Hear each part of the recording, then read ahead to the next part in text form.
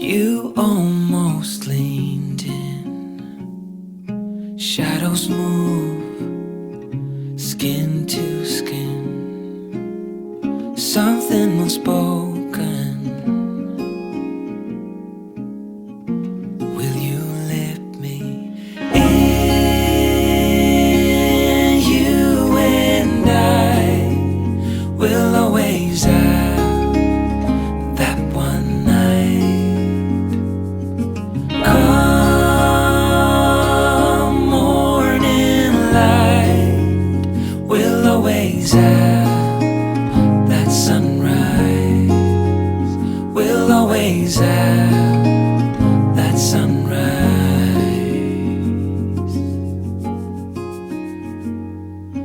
Daybreak, shadows fade. You step back, I step away. Nothing's broken, nothing new. Only the sunrise.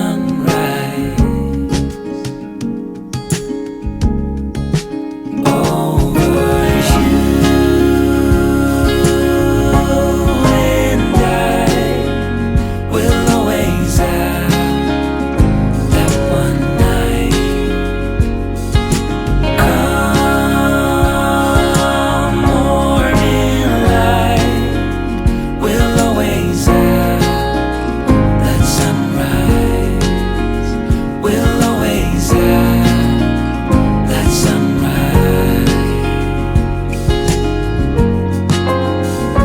I don't wanna leave.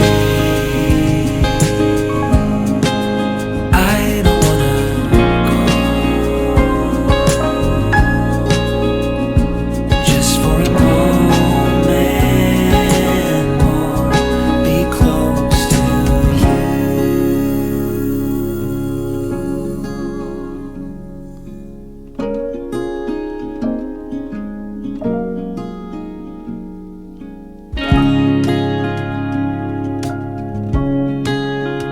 We'll always have that one night. We'll always have that sunrise.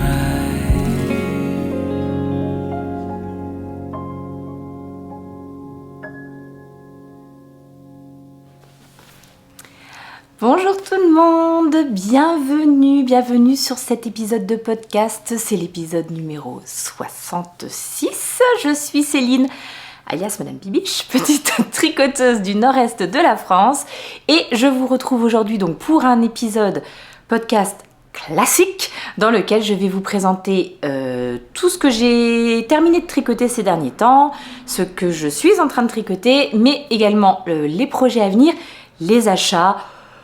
Bref, un petit peu tout ce qu'il y a dans ma vie autour du tricot en ce moment, sachant que je ne suis pas venue vous voir depuis le mois de décembre. Alors, c'est pas tout à fait vrai, je suis venue la semaine dernière en vlog. J'ai repris la caméra la semaine dernière la semaine dernière et la semaine d'avant, donc pendant nos vacances d'hiver. La motivation était de retour, le mojo tricot était de retour, puisque c'est un petit peu pour ça que je suis pas revenue vous voir ces derniers temps, c'est tout simplement parce que j'avais vraiment pas grand chose à vous montrer, étant donné que j'avais, oui, vraiment le mojo tricot en berne. Voilà, j'ai quasiment pas tricoté entre mi-décembre et mi-janvier, vraiment même pas du tout. J'ai été bien malade à ce moment-là, j'ai eu une bonne grosse crève, mais qui est restée genre pendant 3 semaines, donc c'était vraiment très très long.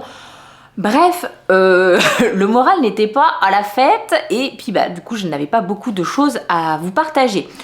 Donc voilà, là je reviens, j'ai repris tranquillement depuis mi-janvier et là ça y est, aujourd'hui donc nous sommes le jeudi 5 mars.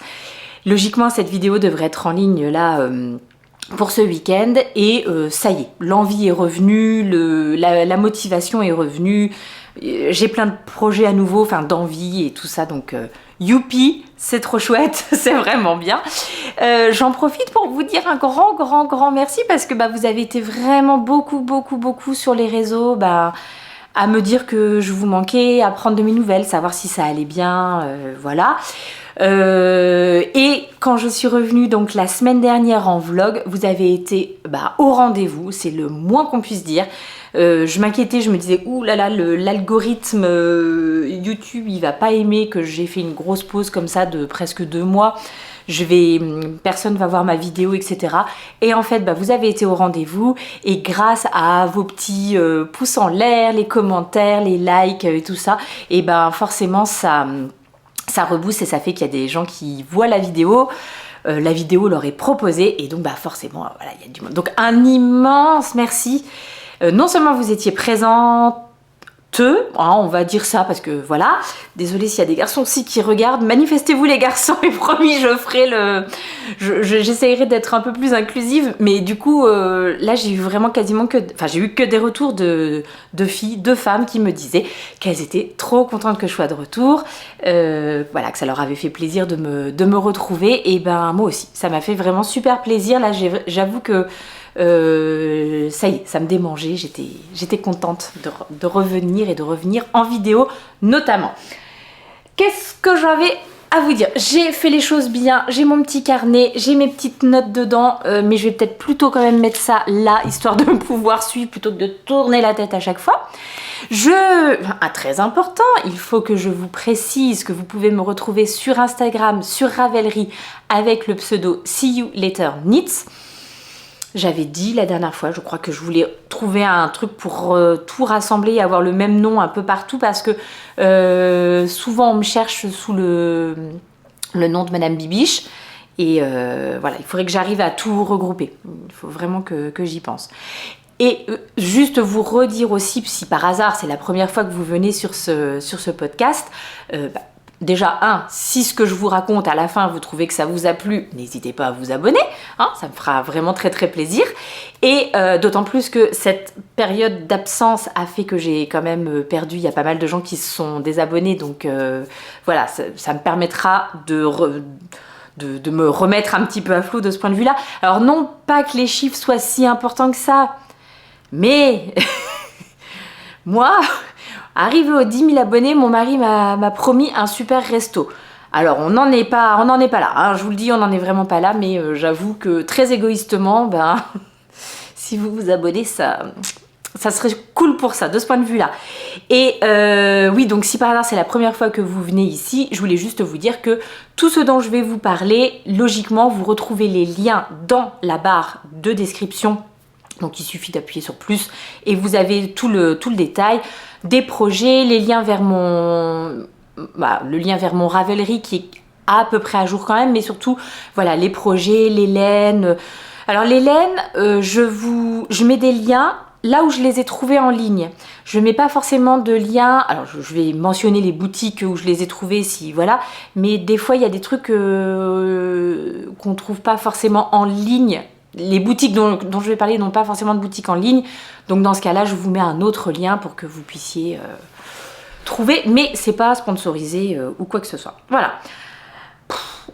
Cette introduction était très longue, je vais quand même essayer d'être un petit peu efficace. J'ai une enfant à retourner chercher à l'école un petit peu plus tard. Alors, on va tout de suite passer aux objets terminés, et vous allez voir, c'est des choses de saison. Le premier objet terminé, c'est cette petite paire de chaussettes. Je vous en avais parlé dans l'épisode de décembre puisque j'étais en train de les tricoter et donc je voulais juste vous les montrer terminées avant de les, je pense, remballer quand même jusqu'à l'année prochaine. Je veux déjà... Bon, c'est peut-être exceptionnel, c'est pas sûr que ça dure, mais aujourd'hui il fait tellement beau là depuis quelques jours. On revit après ces semaines et ces semaines de pluie non-stop, de pluie et de gris non-stop, qui ça a aussi contribué, je pense, au fait que le moral soit un petit peu en berne. Mais donc là, depuis quelques jours, il fait un temps magnifique.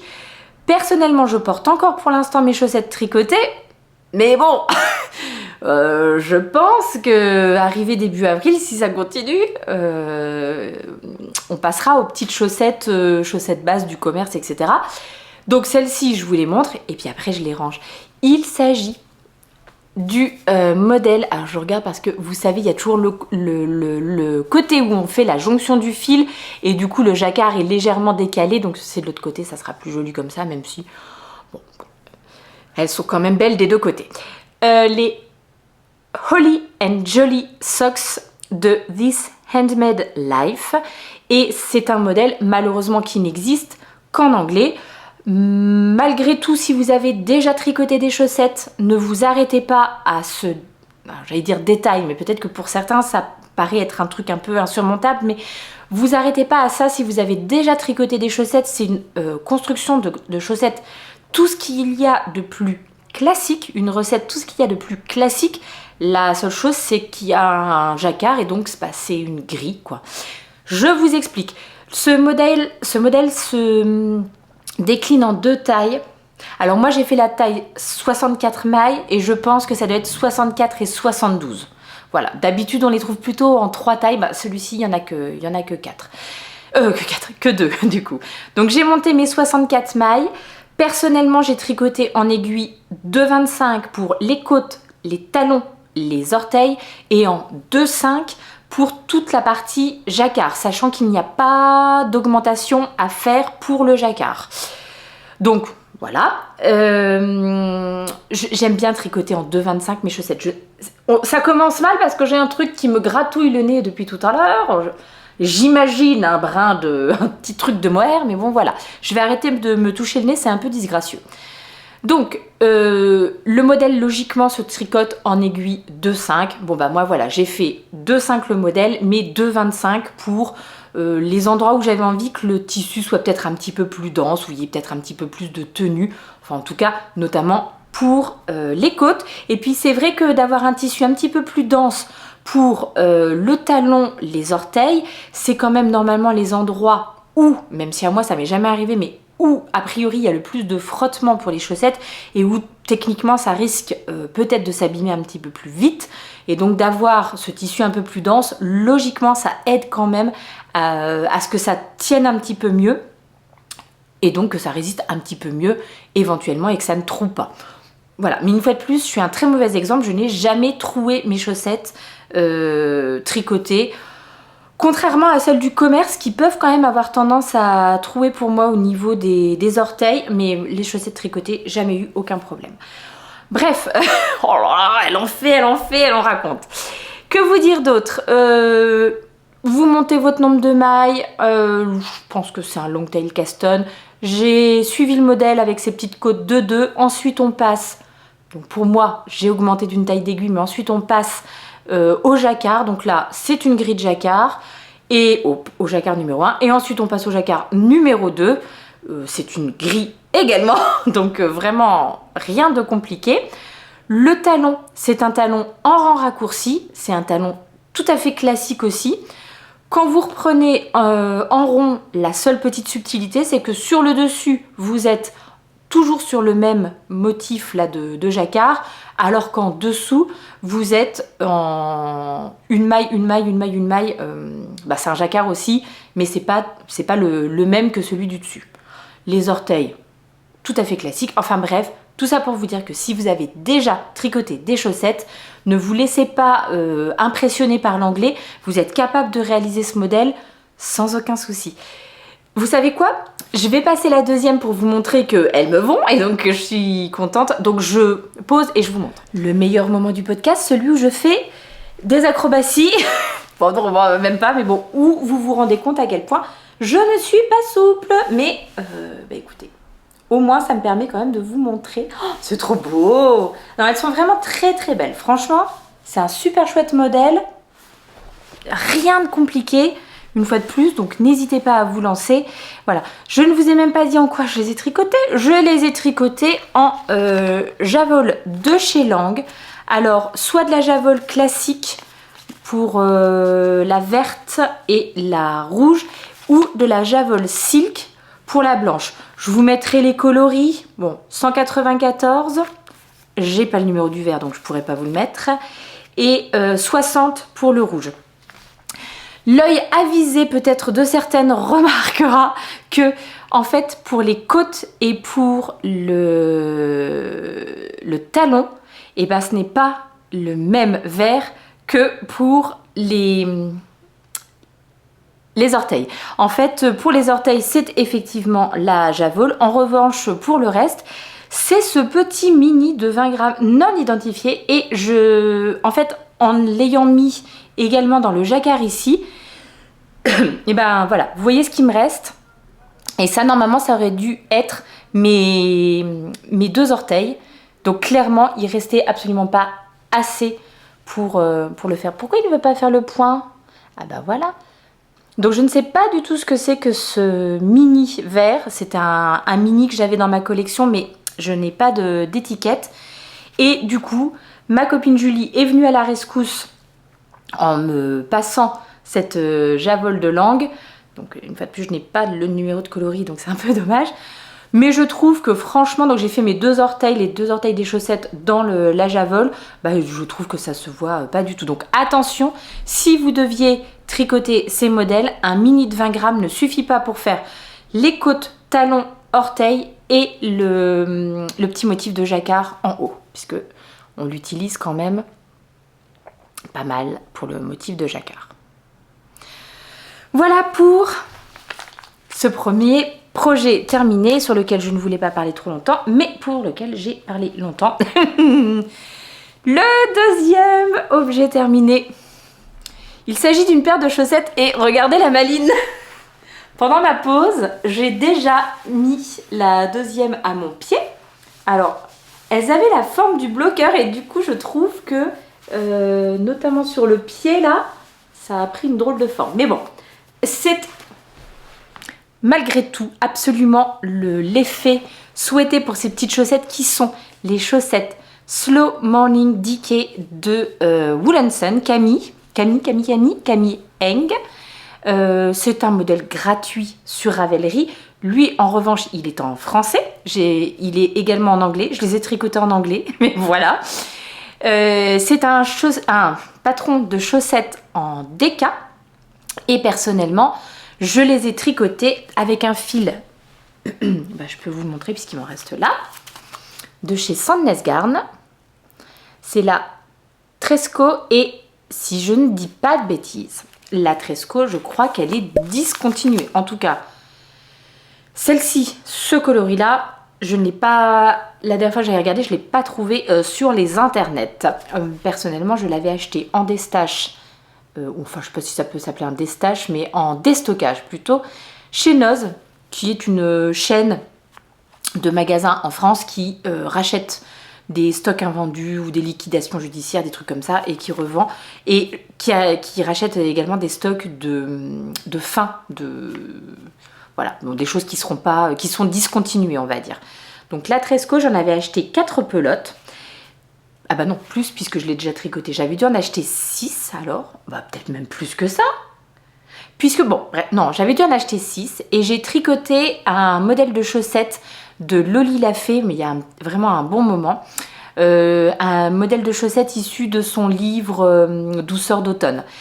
Et j'aime beaucoup ces chaussettes. Alors vraiment pour moi c'est des chaussettes, celles-ci que je ne mettrai pas dans mes chaussures, que je mets à la maison pour me tenir vraiment chaud aux pieds. Et c'est totalement le cas avec les chaussettes donc, de Loli Lafay que j'ai tricotées. Elles me tiennent vraiment, c'est celles avec lesquelles j'ai vraiment le plus chaud à la maison. En plein hiver, c'est trop bien parce que, voilà, malgré tout, on est dans une vieille maison et il peut quand même faire frais au niveau du sol. Donc, j'avais envie de me tricoter avec, du coup, il me restait de cet achat chez Noz 4 pelotes de Tresco et donc j'avais envie de me retricoter un modèle un peu loose comme ça à pouvoir porter typiquement quand je me mets en petits leggings etc dans la maison, à pouvoir porter par dessus et qui bave un petit peu comme ça, hein. Vous voyez qu'on peut slouchy on dit en anglais, donc on peut un peu faire baver comme ça, je ne sais pas c'est quoi la traduction de ce mot, mais voilà. C'est un modèle, donc gratuit, ça je l'ai déjà dit en français, pour lequel vous avez 3 tailles proposées. Donc personnellement j'ai fait la taille, la deuxième taille, la taille M je crois, bon bref la deuxième taille. Il se tricote elles se tricotent ces petites chaussettes en aiguille 3. Tout simple, puisque ce sont des côtes sur toute la tige, un talon en rang raccourci, puis des côtes qui se poursuivent sur le dessus du pied et du jersey en bas et des diminutions pour les orteils. Vraiment ultra simple, tout à fait efficace, parfait. Donc voilà pour ce petit modèle. Sachant que voilà ce qui me reste de la Trescote. Donc du coup encore une pelote complète et puis le petit reste. Donc j'ai utilisé pour réaliser cette paire de chaussettes je vais quand même vous dire le métrage. Je crois que c'est 108, hein. Ça doit être 108 mètres. Alors 105, 50 grammes, 105 mètres. Donc j'ai utilisé 2 pelotes complètes et un petit peu de cette troisième. Mais bon, j'ai fait une tige assez longue. Voilà, si j'avais fait une tige un petit peu plus courte, je pense que ça serait rentré dans une pelote de chaque. Là, ayant tout ce stock, j'avais pas trop envie de me priver. J'avais envie de les faire assez longues. Et avec ce qui me reste là, je vais me lancer dans une autre paire de chaussettes. Mais clairement, j'en aurais pas assez pour me faire une paire. Parce que je pense qu'une paire en déca, ce que tu as envie, c'est qu'elle soit assez grande, assez doudouce pour pouvoir les porter effectivement en petits chaussons à la maison, quoi. Et c'est la Sabrina Choupi qui, sous mon vlog de la semaine dernière, m'a indiqué qu'il y avait le patron des chaussettes Marcel. Alors logiquement, quand je vais parler de trucs que j'ai pas sous la main, je vous mettrai une petite photo ici. Donc les chaussettes Marcel de Pops Dance. Donc là pour le coup ce sont des chaussettes en déca en jersey, voilà, et qui se commencent par la pointe. Donc c'est vraiment pas ma construction préférée, mais ça me permettrait d'utiliser un maximum de laine, à savoir je voudrais me tricoter ces chaussettes Marcel. Alors c'est bien, on fait un peu des projets en même temps que les objets terminés, mais bon voilà. Dans cette jolie fiesta de drops que l'une d'entre vous avait eu la gentillesse de me faire parvenir il y a quelques temps déjà. Donc j'ai 2 pelotes, ce qui je pense est juste pour réaliser une paire de chaussettes. Je pense qu'il va en falloir, parce que c'est pareil, hein, 50 grammes, 110 mètres. Je pense que pour en faire une, c'est juste. Enfin, une paire, disons que si je me fais une paire de chaussettes, elles seront assez basses. En revanche, si j'utilise ça et que en contrastant pour les côtes, les orteils, j'utilise celle-ci, et ben ça pourrait tout à fait passer. Et ça me ferait de nouveau utiliser ça. Bon. Voilà, c'est le plan a priori. Je pense pas que je vais faire ça maintenant parce que, bon, allant vers les beaux jours, est-ce que c'est raisonnable? Je ne sais pas. Mais je vais me les laisser bien ensemble pour me dire que peut-être cet automne, je me refais une paire de chaussettes d'intérieur, une paire de chaussettes de maison avec ce petit combo-là. Voilà. Ensuite, je vais vous parler d'un tricot. Oups. D'un tricot enfant et il s'agit du Holger Sweater de Petite Knit. Oh, c'est joli. J'adore, hein. Franchement, c'est vraiment trop beau. Le Holger Sweater de Petite Knit. Alors, Holger Sweater qu'elle nous a sorti en sweater, en cardigan, en t-shirt, en sweater homme, en quoi encore? Il y a le baby set aussi, je crois bien. Bon, bref, hein, décliné à toutes les sauces. Bon bah moi c'est juste le Holger Sweater, donc c'est celui qui va pour les enfants de la taille 1-2 ans jusqu'à 12-14. Donc il y a un large éventail de taille. Et puis donc c'est ce petit modèle un petit peu sympa avec qui permet d'utiliser des restes ou pas d'ailleurs, hein, on fait bien ce qu'on veut, mais moi en tout cas c'est dans cette optique que je l'ai tricoté. Puisque je me suis lancée depuis le mois de novembre, j'ai sorti tous mes restes de laine, tout ce que j'avais à la maison en reste. Alors ce que j'estime être des restes, parce qu'il y a quand même quelques écheveaux parmi tout ça, mais qui faisaient partie de projets un peu plus globaux. Bref, j'ai compté pas mal de choses dans ces fameux restes. Peut-être que j'aurais dû compartimenter, enfin bon bref. Mais notamment vraiment tous les petits trucs, les restes de pelote, bah, par exemple, ça, désormais, ça pourrait être un reste, vous voyez ce que je veux dire? Mais comme je l'ai utilisé après m'être lancée dans mon défi, ça rentre pas dans mon défi, ça c'est encore autre chose. Et donc j'avais sorti tous mes restes de laine, tous mes restes de fingering, donc des fois j'en ai 30 grammes, des fois j'en ai 50 grammes, des fois, enfin bref, plein de petits morceaux qui me restaient de projets à droite, à gauche. J'ai essayé de tout catégoriser, donc vraiment j'ai rangé en fait par épaisseur de fil, quasiment, voilà, pratiquement j'ai fait ça. Et puis maintenant, j'essaye de piocher là-dedans pour réaliser des projets, donc de restes, pour pouvoir essayer d'écouler, puisque à la pesée, j'avais quand même plus de 7 kg de restes de laine, enfin voilà ce que j'ai estimé être des restes de laine. Il y a certains fils qui étaient vraiment trop abîmés, ou voilà, ceux-là sont partis à la benne. Mais pas beaucoup, il n'y avait pas grand chose. Il y a quelques fils que j'ai mis de côté parce que ce sont des fils avec lesquels j'ai tricoté des projets que j'ai dans mon armoire et je voudrais donc garder ces petits restes pour pouvoir faire un raccommodage si besoin, etc. Et il y en a aussi quelques-uns que j'ai gardés pour faire du petit bricot avec les enfants, enfin voilà. Tout ça, ça représentait pas grand-chose, mais au total, j'arrivais quand même à un total de, je sais plus, 6000... Alors, 6233 grammes de reste. Ouh, c'est pas mal. Et donc, je me suis fixé comme objectif, là, sur l'année, d'au moins tricoter 3233 pour réussir à revenir à 3 kilos. Sachant que pendant ce temps-là, bah, j'ai quand même des projets qui se terminent. Donc, il y a aussi des nouveaux restes qui viendront de toute façon agrémenter ce petit stock-là, hein, de toute manière. Mais bon, vous voyez, l'idée, c'est quand même d'essayer de tricoter. Bah, oui, j'achète des laines pour me faire des projets, mais dans le même temps, j'essaye de réfléchir et d'utiliser des trucs aussi que j'ai à la maison. Ce qui fait que on se retrouve avec des petits projets comme ça pour enfants, hein, parce que des petits restes plus des petits restes plus des petits restes, bah, ça fait quand même pas une quantité pull pour la bibiche, si vous voyez ce que je veux dire. Et donc là, eh bien voilà, j'avais des... Il me restait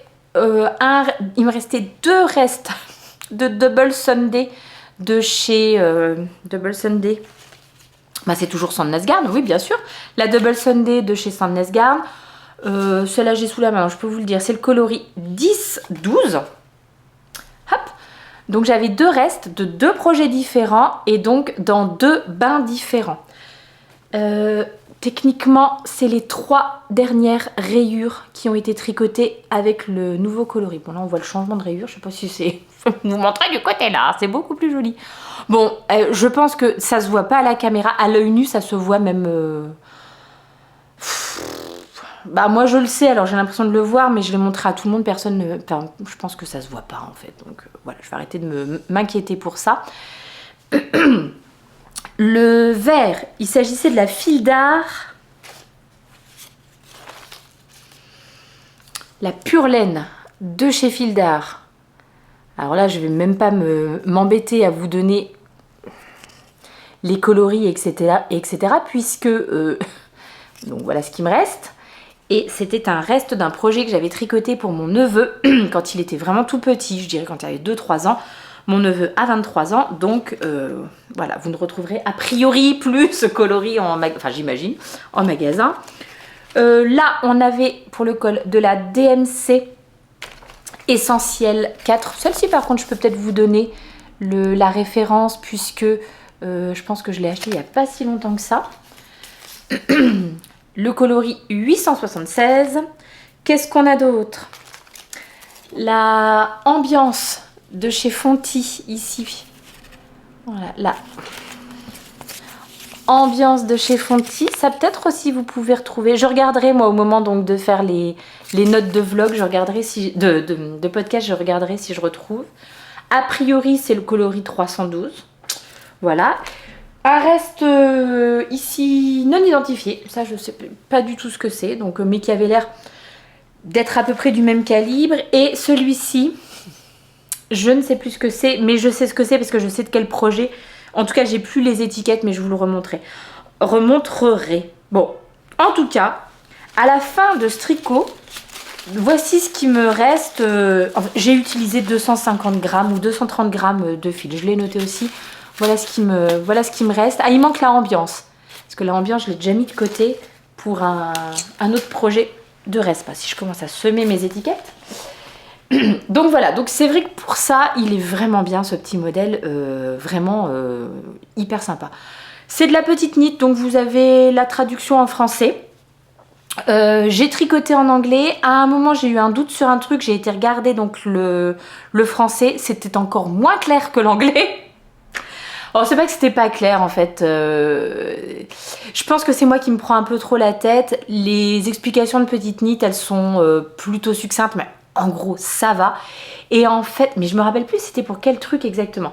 Et en fait, de toute façon, quand vous allez sur le site de Petite Knit, sur le site, hein, pas sur Ravelry, vraiment sur son site petiteknit. Je vous mets le lien dans la barre de description. Et que vous allez sur ce modèle ou sur n'importe quel modèle, vous pouvez sur son site directement les acheter, enfin bref. Et dans la fiche du patron, vous avez tout un tas de vidéos qui sont liées exclusivement à ce patron. Parce qu'en fait, sur le patron que tu achètes et que tu as sur ton Ravelry, c'est marqué blabla, faites telle méthode. Allez voir sur petiteknit.com. Et bon, tu arrives sur petiteknit.com, ben là tu la cherches ta vidéo. Et en plus, les vidéos, elles sont toutes, je crois, quasiment toutes avec des titres en danois. Donc bon, si tu sais pas, voilà, tu trouves pas ton truc. Donc si vous allez directement sur le modèle concerné, vous avez toutes les vidéos dédiées à ce modèle. Donc là, par exemple, techniquement, je pense qu'il y a la vidéo pour le montage, les rangs raccourcis au départ, certainement le col double, enfin bon bref, elle vous donne comment le petit truc là pour faire. Je voulais pas vous montrer tout à l'heure parce que je trouve quand même que ça se voit un petit peu. Ouais, quand même ça se voit un petit peu. Je trouve que j'ai pas été très bonne au moment du changement de rayures, mais il y a une petite manip à faire quand même pour que les rayures soient pas tout à fait décalées. Bon, je pense que j'aurais pu être encore plus appliquée, mais dans l'ensemble, je pense que ça va. Puis c'est sous le bras, donc voilà. Donc en tout cas, n'hésitez pas à aller voir sur son site directement si vous cherchez une vidéo. Et donc, ce que je voulais dire, c'est que j'avais un doute sur un truc, et avant d'aller voir la vidéo, j'ai voulu aller voir en français si je comprenais mieux. Et je crois qu'il y a des termes qui avaient été traduits littéralement, genre de l'anglais au français, littéralement, alors que nous on dit pas du tout comme ça en français. C'était quoi? Ça doit être my double. Ça doit être my double et elle doit l'appeler d'une autre façon. Mais bref, c'était assez flagrant en fait. Je me suis dit, bah, soit ça a été traduit par quelqu'un qui n'est pas tricoteur. Oh, j'espère que je dis pas n'importe quoi et que genre la personne qui traduit les patrons de Petite Knit en français. Mais je sais pas, il y a un truc qui m'a choquée. Je me suis dit, bah, c'est pas très compréhensible pour un tricoteur français. Bref. L'anglais était mieux en tout cas pour moi. Qu'est-ce que je peux vous dire d'autre? C'est un modèle, donc moi j'ai tricoté la taille de 3 ans. C'est un petit tricot qui va partir pour notre petit voisin d'à côté qui a seulement 1 an et demi, il a 15 mois. Alors, je pense pas que ça sera non plus pour l'hiver prochain parce que c'est une toute petite crevette. Il est tout petit, doudou. Disons que la taille de 3 ans, on va dire que c'est quand même plutôt une taille 3 ans, je pense. Un bon 3 ans et peut-être même un 3 ans de bébé danois. Donc un petit bébé avec quand même des bonnes petites proportions. Je sais pas, soit ils sont plus grands que nous. Si, 3 ans, mais pas 2 ans. Clairement, ça sera trop grand pour lui pour l'hiver prochain. Ouais, à moins qu'il nous fasse une poussée de croissance astronomique dans les prochains temps, on verra. Bon, bref. Donc voilà, celui à qui il est destiné ne le portera pas là maintenant, mais peut-être l'hiver prochain, sinon dans 2 hivers. Je l'ai tricoté en aiguille 4, je crois que c'est ce qui est recommandé par le patron. Et puis certainement 3,5 pour le col, les côtes de bas de manche et les côtes de bas de pull. Que vous dire, la construction, c'est vraiment du classique de chez classique. Vous montez vos mailles de dos, vous faites un système de rangs raccourcis pour en fait créer cette espèce de petite forme un peu trapèze comme ça. Donc ensuite on tricote, une fois qu'on arrive à la fin du trapèze, on tricote tout droit en faisant en plus des rayures. Vous venez relever des mailles. C'est assez joli d'ailleurs, je trouve la ligne où c'est bien fait, hein, la petite ligne là où on relève les mailles et où on part du coup d'une autre couleur, ça rend pas mal. Vous relevez des mailles, vous faites un demi devant, l'autre demi devant, vous rejoignez les deux demi devant et vous tricotez pareil en aller-retour jusqu'à la même taille que le dos. Puis on reprend le dos, le devant, on tricote en rond, des côtes, on relève des mailles pour les manches avec des petites diminutions. Et pour le col, c'est un col double, donc on relève les mailles, on tricote en double. Il y a une petite manip à faire à l'endroit où ça se plie. Et ensuite, on tricote, je ne sais pas si vous allez le voir, on tricote tout du long une maille du rang où on a relevé les mailles avec ce qu'on a sur nos aiguilles. Donc voilà, je suis pas sûre d'avoir autre chose à vous dire pour ce petit Holger sweater, mais je trouve qu'il est vraiment trop chouette. Si vous dire que donc les laines, c'était des laines plus ou moins DK. En fait, j'ai sélectionné des laines entre 108 mètres pour 50 grammes jusqu'à 125 mètres pour 50 grammes. Voilà, donc plutôt un échantillon de DK. Au final, une fois lavé, bloqué, on voit pas du tout. Celle-ci avait l'air d'être un petit peu plus fine que les autres, mais je trouve, et celle-ci un petit peu plus épaisse. Au final, je trouve que ça passe quand même très bien. Pour un adulte, je ne sais pas si j'aurais pris le risque de prendre des qualités différentes et tout, mais pour un petit doudou, je trouve que ça passe très bien. Voilà, le Holger sweater, je suis vraiment très contente, ça s'est fait super vite, donc c'est vrai que c'est gratifiant quand même les projets pour enfants, parce que ça va vachement vite quoi, donc voilà. Le dernier objet terminé que je dois vous présenter, c'est vraiment trop beau, mais c'est vraiment trop chaud. Je vois à ma tête que je suis toute rouge et j'espère que genre, au fur et à mesure des minutes, ça va pas s'empirer. Mais il est tellement chaud, mais tellement chaud. Il s'agit du gilet arc-en-ciel, un modèle de Liz Taylor que j'ai tricoté avec les fils de chez Liz Taylor. Alors... je vais vous mettre un petit mot parce qu'il s'agit d'une collaboration commerciale non rémunérée. En gros, la marque m'a contactée pour savoir si je voulais tester leur fil. Donc j'ai dit oui, quelle opportunité quoi, c'est absolument génial. J'avais le droit de tricoter ce que je voulais, mais en fait j'avais quand même envie de mettre en valeur et leur fil et un de leurs patrons. Donc je leur ai dit que je tricoterais le gilet arc-en-ciel et ils m'ont également offert le patron et les petits boutons. Donc vraiment voilà, c'est un cadeau. Personne ne m'a demandé de vous en parler ou quoi, mais forcément quand j'ai reçu ces fils, je n'avais qu'une envie, et c'est ça qui m'a redonné mon mojo tricot au mois de janvier. Je n'avais qu'une envie, c'était de les mettre sur mes aiguilles. J'avais dû les recevoir, je crois, vraiment au milieu de l'automne, quelque chose comme ça. Donc, je savais que j'allais faire ce modèle. Et en plus, dans ces coloris-là, donc pour moi, c'était un modèle plutôt printanier.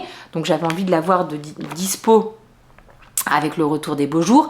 Et bien, ça y est! Alors, qu'est-ce que je peux vous montrer? Donc, voici quand même les restes de fils que j'ai pour ce projet. Il va quand même falloir que je les range un petit peu mieux.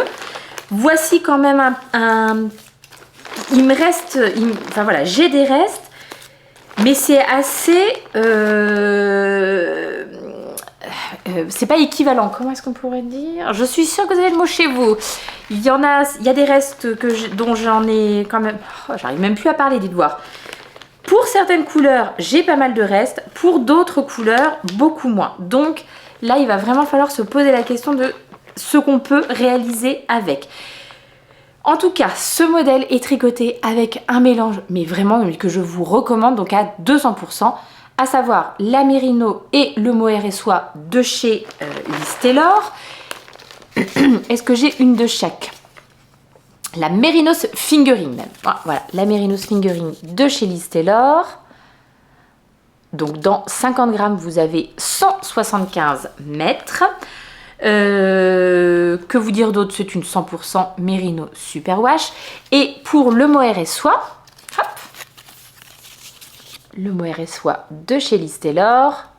Donc dans 25 grammes, vous avez 2 cm.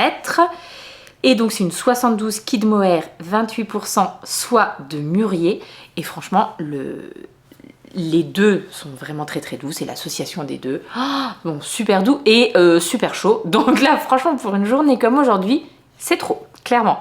Ce matin, c'était bien. Je le supportais bien. Là, cet après-midi, ça commence à être un petit peu compliqué. Alors, en quelle couleur j'ai tricoté ce joli gilet? En coloris nude, corail, verveine et mimosa. Le petit détail aussi, c'est que vous retrouvez un des coloris contrastants, voilà, pour faire quelques rangs au bout des manches. Je trouve que c'est vraiment très très joli. La particularité de ce gilet, comme vous avez pu le voir, c'est un jacquard. Et c'est du jacquard intarsia et je n'en avais jamais fait. Donc en plus, pour moi, c'était vraiment l'occasion de me challenger sur une technique de tricot que je n'avais jamais expérimentée. Alors, hop, je range ça, j'arrête de faire du bruit. Je vais quand même déjà terminer de vous dire. Donc, vous avez compris que les laines, je les ai trouvées absolument incroyables à tricoter. C'était un régal sous les doigts. Vraiment super, super agréable. Je trouve que le mohair et soie est très, très doux. Alors, j'ai pas de sensibilité particulière au niveau des laines. Voilà, je suis pas dérangée par le mohair. Je sais que chez certaines personnes, ça peut être un petit peu irritant. Moi, pas du tout. Mais, une fois de plus, parce que je sais que je l'ai déjà dit, quand c'est doux, je reconnais que c'est doux. Voilà, je sais qu'il y a des mohairs qui sont plus doux que d'autres, d'après moi en tout cas. Le patron, j'ai tricoté la taille 110 cm. Alors 110 cm, c'est la taille de l'ouvrage fini et il est recommandé pour être tricoté avec une aisance positive de 12 cm. Donc oui, donc bah moi c'était bien, ça collait bien. Là, le 110 cm, c'était parfait. En aiguille 4,5. Maintenant, bon, j'avais fait mon échantillon. Je l'ai pas lavé, je l'ai pas bloqué. Je pense, enfin c'est même pas je pense, c'est sûr, il a pris quelques centimètres. Il a pris quelques centimètres en longueur de bras. Alors du coup c'est un petit peu plus long que ce que j'avais tricoté. Moi il m'arrivait vraiment plutôt là. Bon, c'est pas dramatique non plus, hein. On est quand même bien. Et il a pris un petit peu en longueur de corps. Je préférais quand il était un tout petit peu plus court. Mais là c'est vrai que c'est difficile de jouer dessus parce qu'en fait la grille de jacquard, bah, elle va jusqu'au bout du pull, quoi. Donc tu peux pas vraiment rajouter des rangs, etc. Bon, enfin, quoique si, mais tu réduis ton jacquard. Est-ce que ça sera harmonieux? Je ne sais pas. Donc faites attention. Peut-être que ce mélange de fil a peut-être une petite proportion à se détendre. Donc faites bien, pas comme moi, votre échantillon et n'hésitez pas à le laver avant de le bloquer. Voilà que j'ai un chat dans la gorge désormais. Bon, bref. Donc c'est vraiment la seule petite chose. Alors, écoutez, c'est le jeu des 7 erreurs, hein, mais tout a disparu ou pas autour de moi, mais j'ai fait une pause parce que j'ai eu un chat dans la gorge démentiel, et puis vraiment j'avais trop chaud, donc j'ai enlevé mon gilet, et puis comme ça me permettra de vous le présenter peut-être un peu plus facilement. Juste aussi pour vous expliquer comment il est tricoté ce gilet. Bon, pareil, hein, assez classique. On commence par faire l'empiècement du dos avant de venir relever des mailles de chaque côté pour faire les demi-devants. Donc c'est là qu'on commence. Non, j'avais déjà commencé un petit peu sur le dos. C'est là qu'on commence l'intarsia. Pareil, hein, elle vous montre dans la vidéo comment faire et tout. Il n'y a pas de souci. Donc on relève on relève des mailles. On vient faire les deux demi-devants jusqu'à arriver à la longueur sous les bras pour pouvoir remettre, alors j'allais dire en rond, mais pas en rond, mais pouvoir tout remettre sur ses aiguilles et tricoter en aller-retour puisque c'est un gilet. Les bras, pareil, on vient relever, on fait les manches, il y a des diminutions, voilà, rien de compliqué. les petites côtes et j'ai déjà mentionné le petit détail en bas de côte. Et puis ensuite, eh ben écoutez, on vient relever les mailles. Alors je crois on fait d'abord le col et ensuite on vient relever les mailles pour tricoter les bandes de boutonnage. Donc franchement, l'intarsia, ça me faisait ultra peur. Au final, c'est vraiment pas compliqué. La seule chose, c'est la gestion du fil. La gestion des fils, devrais-je dire. Puisque, alors notamment, vous voyez, on va dire là par exemple, on a du vert, puis du rose. Puis à certains endroits, encore un petit morceau de nude. De nouveau du rose, de nouveau du vert, du jaune et de nouveau du vert ici. Vous voyez, je crois qu'il y a un moment, j'avais 7 couleurs différentes fois 2 fils, puisque le mérino plus le mohair. Les premiers rangs, c'est un peu hasardeux, c'est un peu relou. Franchement, après chaque rang, je prenais le temps de redémêler tous mes fils, etc. Mais à partir de quelques rangs, en fait, j'ai compris comment je pouvais faire et comment je pouvais tourner mon ouvrage pour que les fils ne s'en mêlent pas, en fait. Alors voilà, c'est clairement pas un projet nomade que vous allez pouvoir emmener où vous voulez avec vous. Personnellement, il fallait que je m'installe vraiment sur ma table de salon pour avoir tous les fils posés et pas des pelotes qui roulent, etc. Sinon, c'est infernal. Mais à part ça, bah, il n'y a rien de compliqué, quoi. Il n'y a vraiment rien de compliqué à l'intarsia. C'est peut-être même plus facile, je sais pas si c'est plus facile que le colorwork, le stranded colorwork, celui où on fait suivre ses fils comme ça sur l'arrière. En tout cas, voilà, c'est vraiment pas difficile du tout. Il est possible qu'à certains endroits, notamment, je pense que c'est sur les rangs en vert, j'ai pas fait le croisement de fils partout de la même façon. Je le vois à l'œil nu, qu'il y a des endroits où c'était bien mieux, il y a des endroits où c'est bien mieux réussi qu'à d'autres. Et bon, voilà, c'est juste que j'ai pas été régulière parce que il y a peut-être des moments où j'ai arrêté de le tricoter quelques jours, puis j'ai repris et voilà. Mais globalement, je trouve que le résultat est quand même plutôt très sympathique. Voilà, c'est vraiment très joli. Puis alors cette association de couleurs, magnifique. Bref, je ne peux que vous recommander les fils. Je ne peux que vous recommander... Alors, je sais pas si c'est peut-être le modèle par lequel commençait l'intarsia. Moi, en tout cas, techniquement, je commençais, donc je m'en suis sortie. Mais peut-être un modèle avec un plus petit motif pour la gestion de fil, voir comment ça marche. Puis après, voilà, si vous êtes aventureuse, on va dire que c'est mon cas, et ça se fait en fait. Il n'y a pas de grands soucis. Est-ce que je vous ai dit tout ce que j'avais à vous dire sur ce modèle? Je crois que oui. Donc, ma foi, on va le mettre ici en exposition. Il me faudra un petit truc pour accrocher. On va le mettre ici en exposition. Et on va pouvoir passer aux encours, qui sont au nombre de 3. Le premier, il s'agit d'une future petite paire de chaussettes pour ma petite dernière. Hop. Alors la deuxième, il reste plus grand chose, hein. En réalité, il me reste que les orteils à faire. Donc voilà, la deuxième est bien en route. Je n'ai pas de patron à vous indiquer pour ces chaussettes. C'est des chaussettes à la vanille que je fais sans patron. Au départ, quand je les ai montées, donc j'ai monté 64 mailles puisque je savais pas du... Enfin, à l'époque, quand je les ai montées, je ne savais pas que ça serait pour la petite dernière. J'ai donc monté 64 mailles en aiguille de 25 pour que le tissu soit bien dense. On en a déjà parlé. J'ai fait des côtes 1-1 semi-torse. Puis je suis passée après en jersey.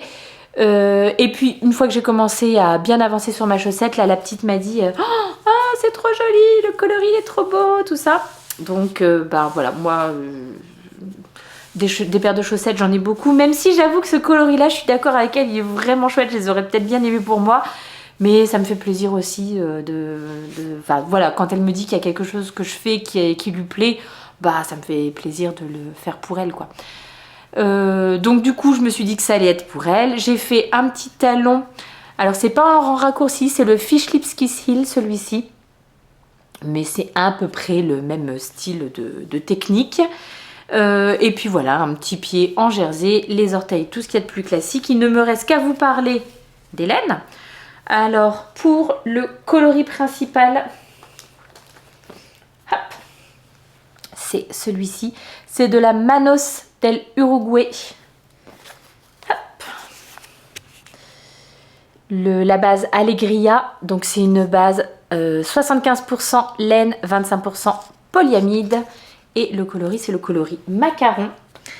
Coloris qui est visiblement très différent d'un écheveau à l'autre. Hein. Mais en tout cas, voilà, moi j'aime vraiment beaucoup celui-ci. Et pour le contrastant, c'est de la Javol. On ne change pas une équipe qui gagne. La Javol de chez Lang. Et ça, c'est le coloris 246. Voilà, un joli petit violet comme ça. Que vous dire d'autre? C'est des laines que j'avais achetées à la mercerie de la Rochelle pendant nos vacances. Donc voilà, chez Pauline. Et écoutez, elles seront donc a priori terminées rapidement. Je les ai fait. Vous voyez, on voit hein, que le bloqueur est un petit peu petit maintenant pour la poulette. Donc elle fait plutôt un 34. Je crois que c'était un bloqueur. Ouais, 31-34, donc elle fait plutôt un 34, mais je lui ai tricoté un petit peu plus grande que ce dont elle a besoin. Because, déjà parce que j'étais partie sur 64 mailles, et techniquement pour elle, c'est quand même encore mieux, c'est mieux quand on est sur 56 mailles, mais bon voilà. Mais je les ai fait aussi un petit peu longues, parce que je sais pas si elle va beaucoup les porter là pendant... Il reste quand même plus beaucoup de temps quoi. Ma petite poulette, elle ne porte pas ses chaussettes dans ses chaussures, elle les porte quasiment que à la maison. Donc voilà, elle pourra quand même encore les mettre un petit peu. Le deuxième en cours, il s'agit également d'une paire de chaussettes. Hop là. Et il s'agit, on les a beaucoup vues celles-ci, mais bon, à juste titre quoi. Il s'agit des chaussettes Surimois de Lysandre Ourdin. Donc là, également un patron en français, patron de chaussettes que vous retrouvez dans son guide des chaussettes, qu'elle avait eu la gentillesse de me faire parvenir quand il est sorti en librairie. Et donc, voilà, c'est un très très chouette ouvrage pour commencer à tricoter des chaussettes jacquard. Oui, parce que je sais que j'ai une de mes amies qui cherchait un livre à offrir à sa fille pour qu'elle se mette au tricot de chaussettes, et elle m'avait demandé si c'était justement indiqué. Alors, non pas que ça soit contre-indiqué, puisqu'il y a quand même les techniques qui sont expliquées, si je ne dis pas de bêtises. De passer 3 heures à chercher la page. Donc oui, vous avez une page un petit peu récapitulative sur le tricot de chaussettes. Qu'est-ce qu'on entend par les côtes, le talon, enfin, etc. Mais ceci dit, elle ne donne pas vraiment d'explications sur les techniques. C'est plus sur le tricot de chaussettes jacquard. Et donc les modèles que vous avez dans ce livre, c'est des modèles jacquard. Donc pour quelqu'un qui débute vraiment dans le tricot de chaussettes, c'est pas sur celui-ci qu'il faut aller, mais c'est sur celui, je pense, de You Need to Learn. Pareil, je vous remettrai dans la barre de description. Donc en tout cas, le modèle Surimois, c'est le modèle du mois de février. Donc en plus c'est bien parce que j'étais dans les temps, pour le monter. Comme vous le voyez, elles sont pas du tout terminées, loin d'être terminées, puisqu'en plus c'est seulement la première. Et ça faisait un petit peu partie de mon challenge de reste, puisque j'avais un petit reste de 20 grammes de Suri de chez Maison Corlaine. J'ai pas la référence, mais je pourrais la retrouver, donc je vous la remettrai, parce que je sais aussi dans quel ouvrage je l'ai utilisé. Donc j'avais ce petit reste de Suri et j'essaye de l'utiliser dans des projets. Et je l'ai associé à la Fabelle de chez Drops. J'avais une pelote, pareil, que l'une d'entre vous m'a offert. Je vois que je suis en train de perdre des mailles, enfin en tout cas que j'ai perdu mon petit bloqueur. Donc je vais le remettre. Mais j'ai pas perdu de maille, j'ai juste perdu le bloqueur. Et voilà, bon, ça va pas m'user beaucoup de Suri. Je pense que les 20 grammes seront... Il y en aura encore, hein. Donc voilà, sans problème. J'ai pas pesé combien j'en ai utilisé là pour faire cette première, mais il en restera, c'est sûr. En revanche, voilà pourquoi je me suis arrêtée ici. Donc plusieurs choses à vous dire. On va aller jusqu'au bout. La Fabelle, juste vous donner Le coloris, donc la Fabelle de Drops, c'est 205 mètres pour 50 grammes, on en reparle dans 30 secondes. La couleur, c'est la couleur 104.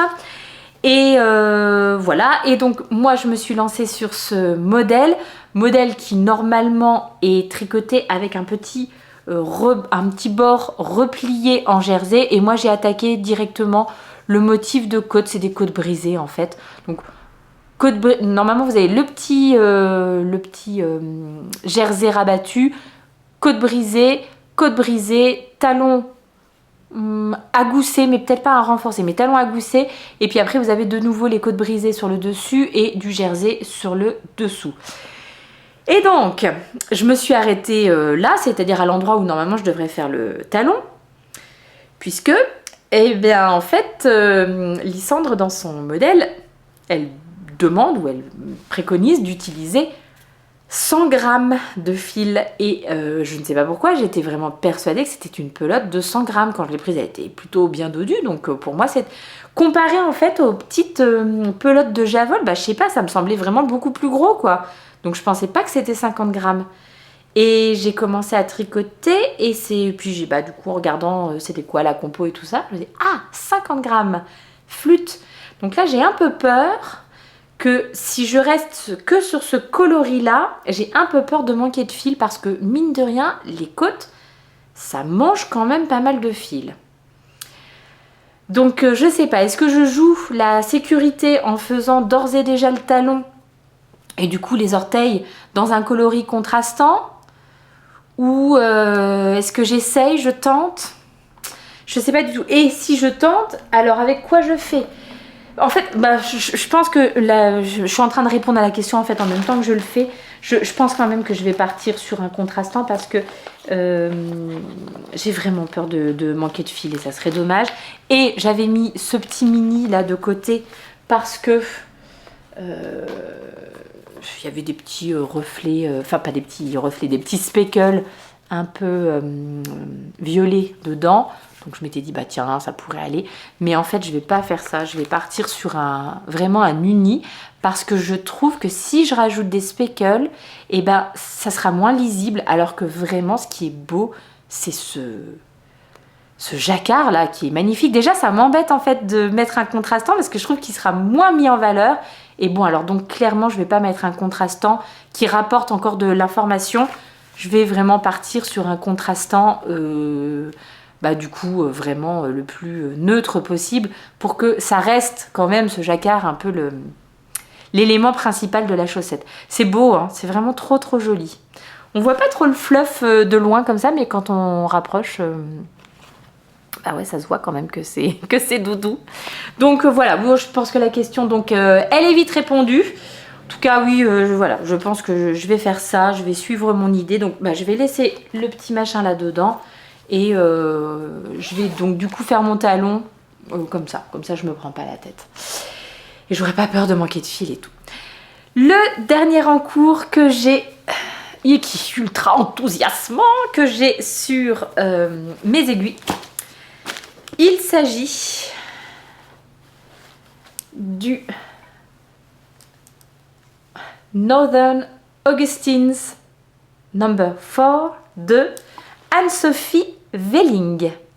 Alors là malheureusement c'est un patron qui n'existe pas en français, juste en anglais, puis dans des langues nordiques, je crois que c'est danois et peut-être norvégien, donc voilà, qui n'existe pas en français, mais on en reparle, on reparle du patron, il n'y a pas de souci. C'est divin, franchement c'est beau, c'est beau. Et je ne tricote pas pour moi. Vous avez vu comme j'ai le tricot non égoïste en ce moment, c'est incroyable. Je ne tricote pas pour moi, je tricote pour ma grande qui voulait cet hiver, quand on a fait les boutiques, elle me montrait des fois des pulls beige et tout ça, mais je disais franchement Loulou, je peux te tricoter moi ça, vraiment ah ouais et du coup est-ce que tu pourrais mettre des... Puis elle me dit est-ce que tu pourrais mettre des petits nœuds, parce que ça fait partie d'une sorte d'esthétique en ce moment qui est peut-être assez à la mode chez les jeunes filles en tout cas, et elle aime bien tout ce qui est à base de petits nœuds, et si en plus c'est rose, c'est encore mieux. Donc, quand elle m'a dit ça, en fait, moi j'ai pensé ce patron, je l'avais déjà vu, donc je me suis dit, bah, en fait, il y a ça, donc je lui montre. Elle aimait bien. Pas tout à fait... il est très très oversize. Une fois de plus, hein, je vous mets une petite photo comme ça, vous voyez. Il est très très oversize, donc ça l'inquiète un petit peu. Mais du coup, bah voilà, je vais vous expliquer le compromis auquel on est arrivé. Mais en tout cas, le modèle était enthousiasmant pour elle. Voilà, ça lui disait bien. Donc, depuis cet hiver, j'étais à la recherche de fils pour pouvoir lui tricoter ce modèle. Donc, ce modèle... C'est un modèle qui est présenté, je crois qu'il y a vraiment, il est assez inclusif. Il doit commencer à la taille 80 cm de tour de buste et puis jusqu'à 150 cm, sachant que pour la taille de buste 150 cm, comme il est recommandé d'être porté avec une aisance positive, vous pouvez même aller, enfin ça donne un pull terminé de 170 cm. Moi, je lui fais la taille 80, donc a priori, enfin, pour un tour de buste de 80, donc a priori, ça fera 100 cm au final. En réalité, un petit peu moins, parce que je ne suis pas tout à fait dans le même échantillon, mais vraiment pas loin du tout. Normalement, ce pull, il se tricote avec un mélange de Heavy Merino, je crois, de chez Knitting for Olive. Ouais, et un fil mohair. Le mohair, ma fille, elle court pas trop après. Donc là, c'était bien. Nous, ce qu'on a trouvé, on a trouvé à la merceryrographe de la péruviane de chez Filcolana. Donc la péruviane, c'est un fil 100% pure laine. Mamie bibiche. Alors 100% laine vierge, exactement. 100 mètres pour 50 grammes. Et l'échantillon, c'est un échantillon... alors c'est un échantillon recommandé pour être tricoté entre 4, en aiguille 4 ou 5. Et l'échantillon entre 16 et 20 mailles pour 22-28 rangs. Le Northern Augustins, là, l'échantillon c'est 16-22. Donc moi j'ai fait mon échantillon en aiguille 5, sachant que logiquement le modèle se tricote en aiguille 6, mais j'ai pas d'aiguille 6. Et en aiguille 5, j'ai arrivé à 17. Je l'ai pas noté, mais je l'ai là mon échantillon. Est-ce que j'ai... Je vais pas vous embêter à le recompter, mais en tout cas, de toute façon. Donc voilà, j'ai 17 mailles et pas 16 en nombre de mailles. Par contre, en nombre de rangs, j'étais pas bon non plus. Mais je me souviens plus. Ça doit être peut-être 24 plutôt que 22 rangs. Voilà, peu importe. De toute façon, les mesures sont données en centimètres. C'est-à-dire que là, une fois que vous avez fini le yoke, là pour moi, il est quasiment terminé. Je crois que je dois avoir encore un rang du yoke à faire. Et bien après, elle vous dit de tricoter un certain nombre de centimètres avant de faire la séparation pour les bras. Donc, et puis voilà. C'est un modèle. Alors, pour le coup, si on trouve que Petite Knit, c'est succinct, alors là, c'est encore au-dessus, vraiment. Le modèle pour ce pull, il fait, enfin, le patron pour ce pull, il fait 2 pages, plus une page avec la grille, le diagramme. C'est peu. Alors après, il n'y a peut-être pas besoin de partir dans plein d'explications, etc. Mais je pense que ça part quand même du principe que vous avez déjà un niveau de tricot, bref, vous avez déjà tricoté des trucs, quoi. Ça ne s'encombre pas d'explications, notamment, c'est le truc où je me dis, wow, notamment au moment des augmentations et des diminutions, typiquement. Quand vous avez fini de faire votre col, là, votre col double, pareil, je vous en reparle, vous devez faire un certain nombre d'augmentations réparties de façon heavenly, de façon régulière.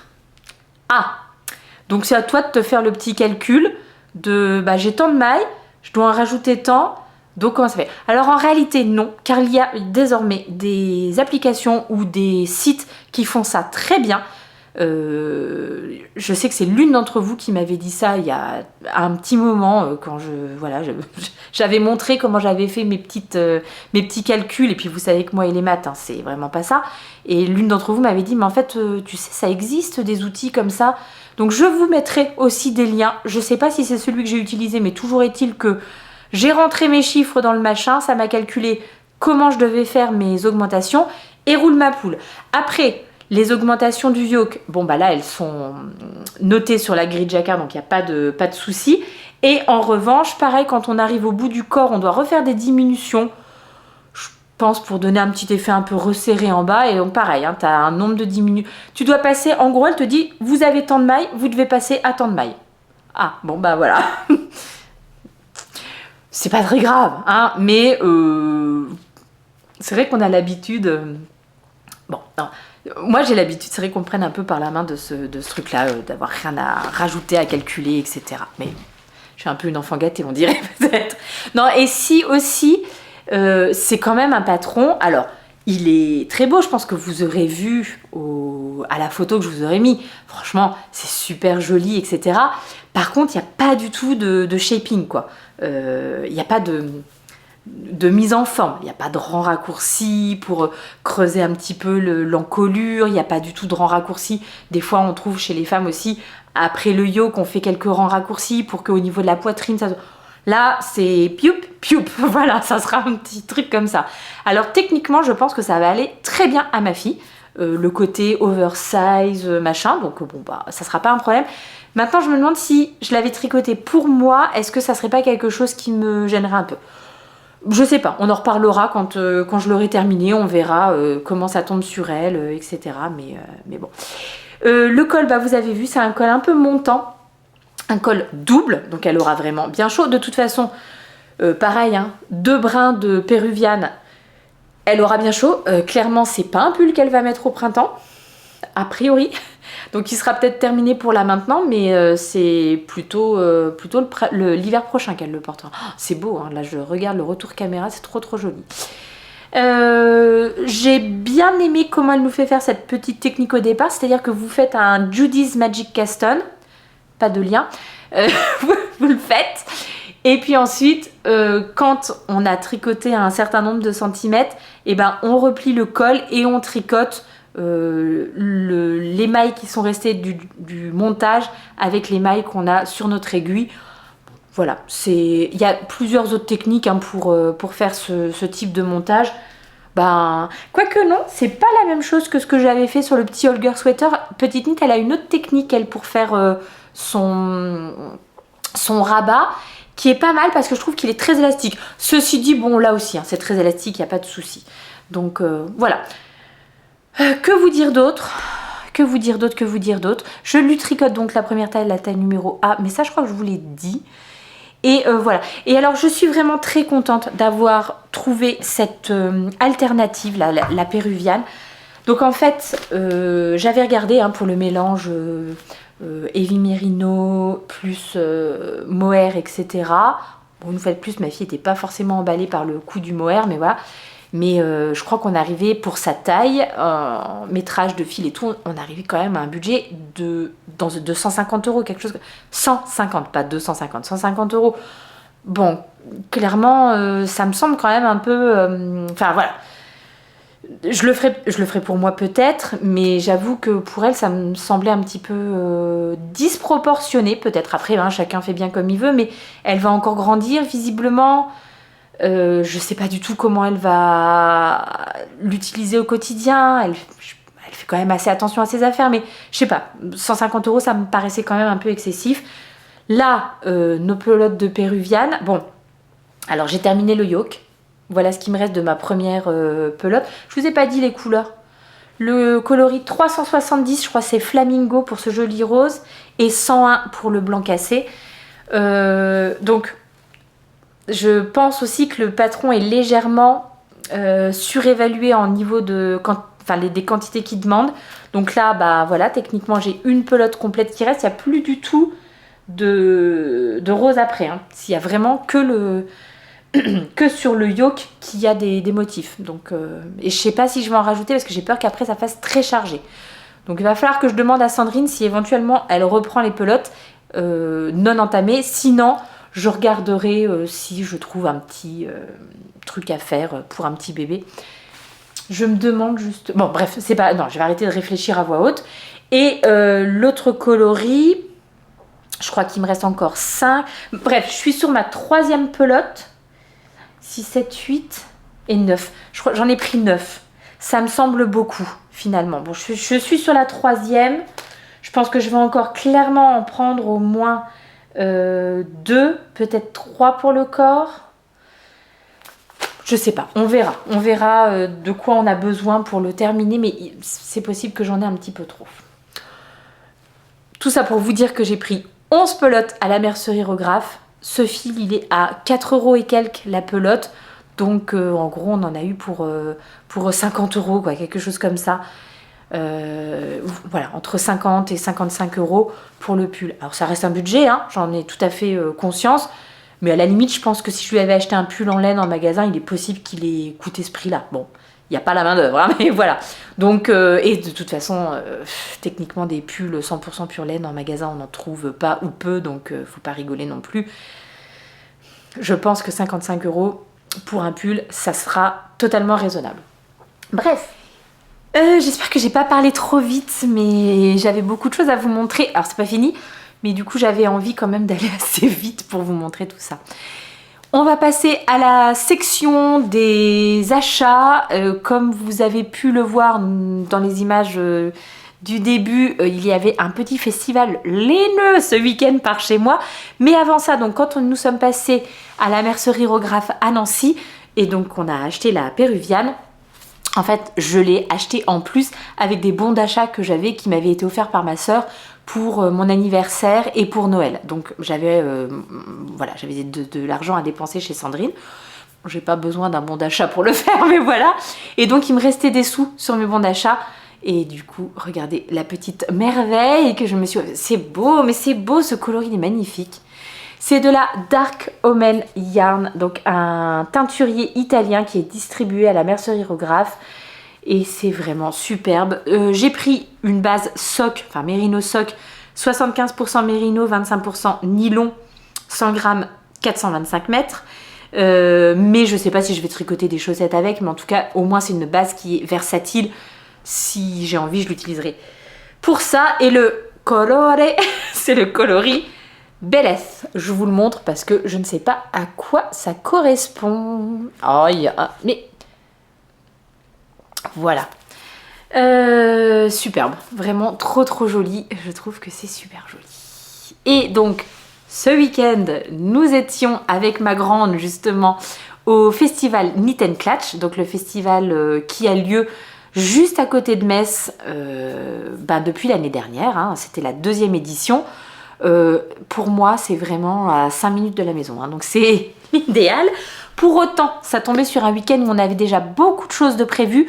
Donc j'ai fait quand même juste un passage relativement éclair. On est resté que 2 heures le samedi après-midi. Je trouve que j'ai quand même bien profité du salon, mais c'est vrai que l'année dernière, j'avais vraiment pu prendre tout mon temps, discuter, filmer tous les stands, discuter avec tout le monde. Là, c'était un peu plus die-die. Et puis je crois que j'étais même retournée, je me demande si j'étais même pas retournée le dimanche, je crois bien. Enfin bref, vous voyez, là c'était un petit peu plus rapide, mais je vous montre, alors j'allais dire mes achats, mais en fait nos achats. Le premier, celui auquel j'ai pensé, rêvé toute l'année, donc depuis l'année dernière. Ah, c'est magnifique. Franchement, c'est superbe. Je me suis offert une quantité pull chez Woollette dans son superbe coloris verdé. Donc j'ai pris la base Portofino, donc une 100% mérino superwash pour donc la fingering, et la base super doucette 64% kid mohair, 38% soie, toujours verdé. Donc voilà, je suis partie sur ça. Oh, c'est magnifique, c'est magnifique, c'est magnifique. Le reste est là dans mon petit tote bag de chez Woollette. Merci Lucia. Donc voilà, j'ai pris 3 écheveaux donc de chaque qualité pour me tricoter un petit projet. Donc on en avait discuté et dans le vlog et l'année dernière quand j'étais revenue du salon, j'avais dans l'idée de me tricoter le champagne cardigan, qui est un modèle de petite knit, puisque ce modèle était en exposition sur le stand de Woollette déjà l'année dernière. Et j'avais complètement craqué donc sur la couleur et je m'étais dit tiens, un petit cardigan, col V, tout, je n'ai pas, ça pourrait être une bonne idée. Au final, au moment de faire ma petite liste de courses, quand j'ai regardé ce qu'il fallait, je crois qu'il faut genre 600 grammes de fil mérino. Puis donc du coup je sais plus combien. Donc ça faisait 6 écheveaux comme ça, peut-être 4 écheveaux de mohair. Tout de suite le prix montait. Donc j'ai revu le truc à la baisse et je me suis dit que j'allais plutôt partir sur une quantité pull pour me faire ce que j'ai réalisé l'année dernière, ce que j'ai réalisé alors l'année dernière en sortant du festival Knit and Clutch et peut-être il y a 3 ans, bref, en sortant du festival exceptionnel, j'avais à chaque fois acheté une quantité pull et à chaque fois j'avais tricoté un modèle de chez Johanna Hang qui est une designer tricot que j'aime vraiment énormément. Donc après exceptionnel j'avais tricoté le Fairy Bouquet et après le Knit and Clutch de l'année dernière j'avais tricoté le Rib Wave. Et voilà, je me suis dit que j'allais me faire mon petit projet de chez Johanna Hang parce que vraiment c'est une designeuse tricot que j'adore. Ses modèles sont très beaux, j'adore ses explications, j'adore ses patrons, la façon dont ils sont faits. Moi je m'y retrouve complètement, enfin c'est ultra agréable. Et donc a priori je vais partir sur le pull Elia ou Elio, j'ai dû le noter. Je vais partir sur le pull Elia. Donc qui est un modèle de pull somme toute assez classique, un peu sweat comme ça, mais avec un détail sur les manches.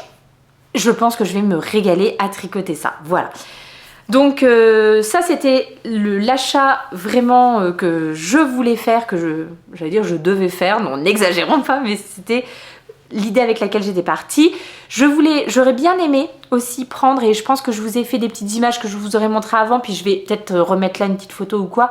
Je voulais prendre la base qu'on voit beaucoup en ce moment, qui est une base assez fine comme ça, avec des noppes fluo dessus. Donc je sais que Hélène, elle l'a, cette base, donc c'est sa base Luciole, elle fait ça désormais.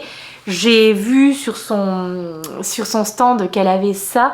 Le truc, c'est que je voudrais me tricoter un modèle de pull de gilet de chez Irene Lin et en fait j'arrive pas à comprendre exactement ce qu'il faut comme fil, la façon dont ils sont agencés ensemble, parce qu'elle tricote avec 2 fils différents.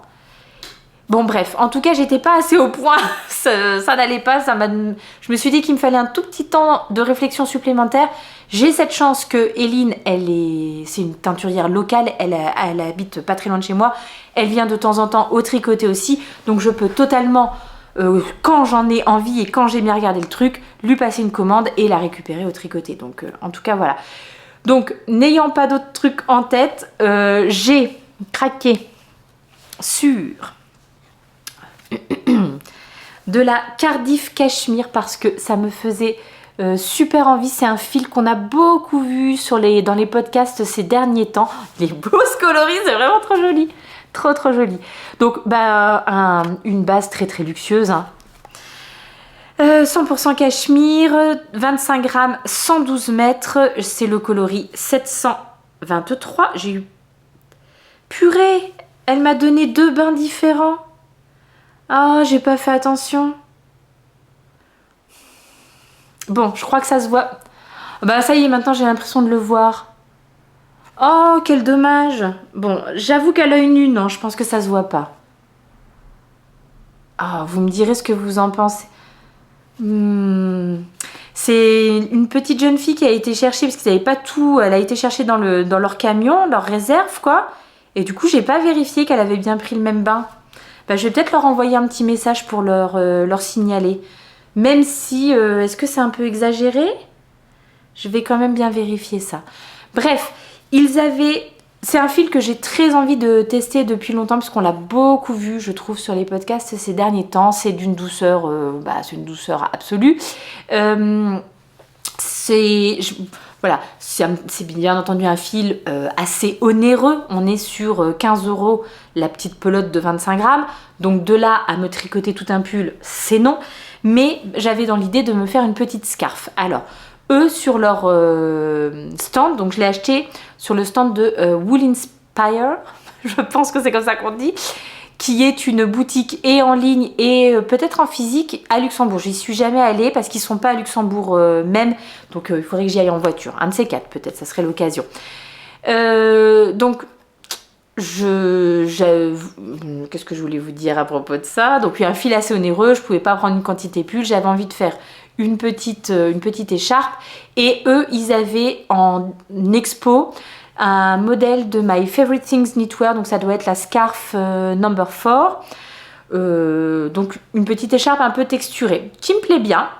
Faut que je réfléchisse, mais je suis aussi en pleine hésitation parce que je me dis que peut-être pareil ce fil et cette couleur se suffisent à eux-mêmes et que peut-être une Sophie Scarf, je n'ai jamais tricoté ce modèle, donc peut-être qu'une petite Sophie Scarf serait bien, et c'est pour ça qu'il faut que je fasse attention à ce que vraiment il n'y ait pas de différence flagrante dans le bain. J'ai l'impression là au retour caméra qu'on voit, hein, parce que typiquement la Sophie Scarf, bah, tu tricotes ta première pelote puis tu tricotes la deuxième quoi. Alors si tu as une démarcation au beau milieu, ça fait un peu quiche quoi. Je vais leur mettre un petit message et puis je vais regarder, vraiment regarder bien attentivement si on voit la différence. Je vous montre mes derniers petits achats. Il y a un gros achat qui n'est pas un moyen achat qui n'est pas encore là, que j'ai fait sur le stand de création Solognotte.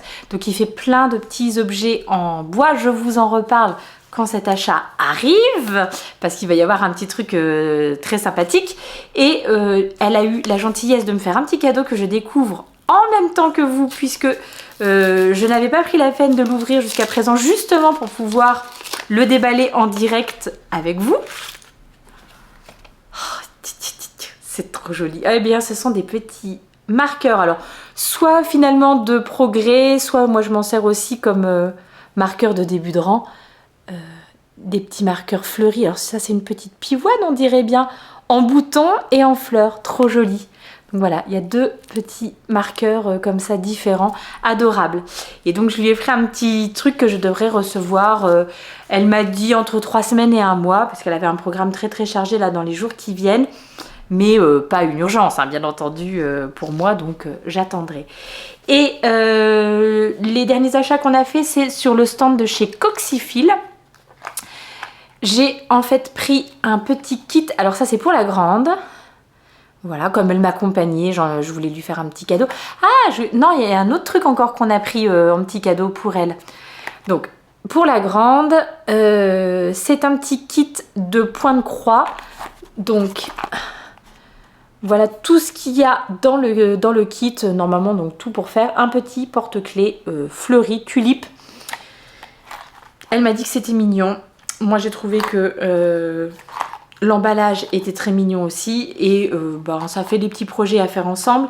Et ça lui fera donc un petit porte-clés à attacher. Attention là, à attacher à ceci, que je n'avais pas encore pris la peine de vous montrer en vidéo. Je l'ai présenté sur Instagram mais pas ici.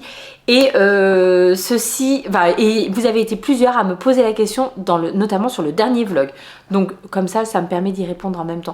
Vous m'avez demandé si j'avais terminé le sac que je faisais donc pour ma fille. Oui, il a été terminé et offert à Noël. Elle était ultra contente, ultra surprise. Enfin vraiment c'était... c'est trop chouette quand tu fais des cadeaux et que tu tombes juste. Ce sac, je vous l'avais présenté dès le mois d'octobre quand j'avais commencé à le faire. C'est un kit que j'avais reçu donc de la part de la marque qui s'appelle Babylon Leather. Donc ils m'ont offert ce kit dans lequel vous avez tout, que ça soit le cuir, les fermetures, les petits clous pour mettre dessous, le fil, enfin la fermeture éclair, etc. Il est vide donc je peux vous le montrer, mais c'est son sac. C'est désormais son petit sac à main. Elle s'en sert, pas tous les jours, parce que tous les jours elle va au collège plutôt, mais dès qu'on se fait une petite sortie, elle le prend avec elle. Donc comme il est vide, hop là, voilà, ça fait un peu pas facile à montrer, pas bien en forme, quoique je trouve que là, mon retour caméra, ça rend hyper bien. Donc vous aviez été plusieurs à me demander si j'étais contente. Franchement, oui, vraiment ravie, parce que c'était un truc assez sympa à faire. Il y a 1 ou 2 étapes qui étaient un petit peu plus compliquées pour moi et donc un petit peu moins agréables, notamment la pose de la fermeture éclair. Je pense C'est un peu le seul truc qui était relou, le reste c'était facile. Mais ça c'est parce que je me suis trompée. Je m'étais trompée au départ sur comment fixer le fond du sac, ce qui fait qu'on voyait les fils ici, donc ça rendait vraiment pas bien du tout. J'ai montré à mon mari et il m'a dit, moi avec la vidéo j'aurais fait comme ça, parce que normalement vous avez une vidéo pour vous accompagner dans la réalisation de votre sac. Et en fait, je me suis rendu compte que j'avais pas fait ce que donc lui faisait et qui était la bonne façon de faire, et c'est pour ça que c'était pas joli. Donc le fond j'ai dû le refaire.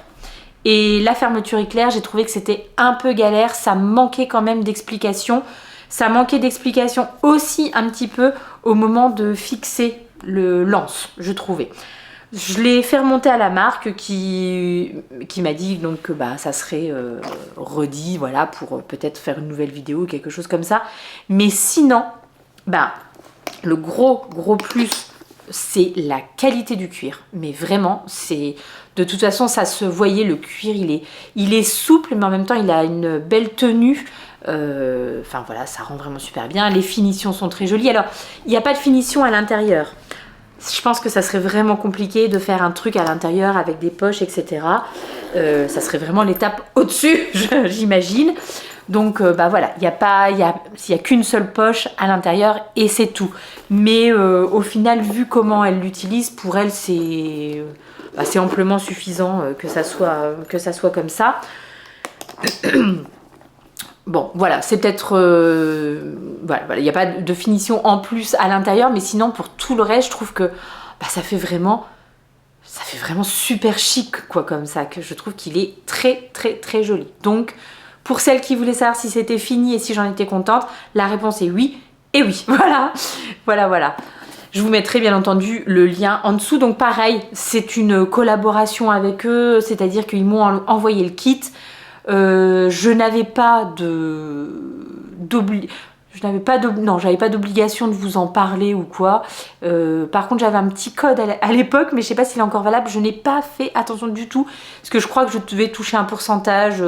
Voilà, mais bon, c'est pas pour ça que je l'ai fait du tout. Donc, et je sais même pas si c'est encore valable, donc je ne vous le remets pas ici. Donc ça, je pense que ça ira agrémenter le petit sac en décoration. En tout cas, j'imagine. Je vais m'arrêter ici parce que j'ai vraiment beaucoup parlé vite. J'ai vraiment trop peur du montage. On verra ce que ça va donner. J'espère que c'était pas trop désagréable pour vous, que ça vous a plu. Je m'en vais envoyer mon petit message pour mes bains différents de fils là, voir ce qu'ils en disent. Et puis on se retrouve, j'espère, bientôt. Dès que j'ai de nouveaux objets terminés, je reviens vous voir. Voilà. Je vais essayer de ne plus prendre de grandes pauses comme ça. Enfin, vu que le Mojo Tricot est revenu, normalement ça devrait aller. Voilà. Je vous fais des gros bisous. Si ça vous a plu, n'hésitez pas. Je vous embrasse bien fort. Prenez bien soin de vous. Tricotez bien. See you later.